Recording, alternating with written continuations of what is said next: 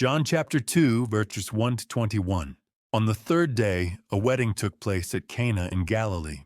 Jesus' mother was there, and Jesus and his disciples had also been invited to the wedding. When the wine was gone, Jesus' mother said to him, "They have no more wine."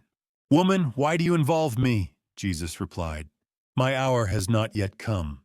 His mother said to the servants, "Do whatever he tells you."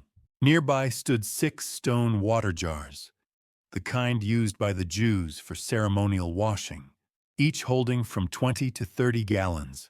Jesus said to the servants, "Fill the jars with water." So they filled them to the brim.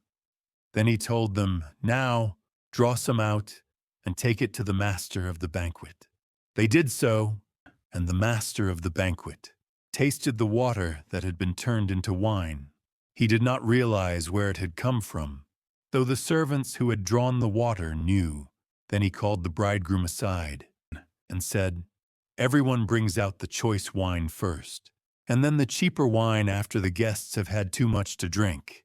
But you have saved the best till now." What Jesus did here in Cana of Galilee was the first of the signs through which he revealed his glory, and his disciples believed in him. After this, he went down to Capernaum with his mother and brothers and his disciples. There they stayed for a few days. When it was almost time for the Jewish Passover, Jesus went up to Jerusalem. In the temple courts, he found people selling cattle, sheep, and doves, and others sitting at tables exchanging money. So he made a whip out of cords and drove all from the temple courts. Both sheep and cattle he scattered the coins of the money changers and overturned their tables. To those who sold doves he said, "Get these out of here. Stop turning my Father's house into a market." His disciples remembered that it is written, "Zeal for your house will consume me."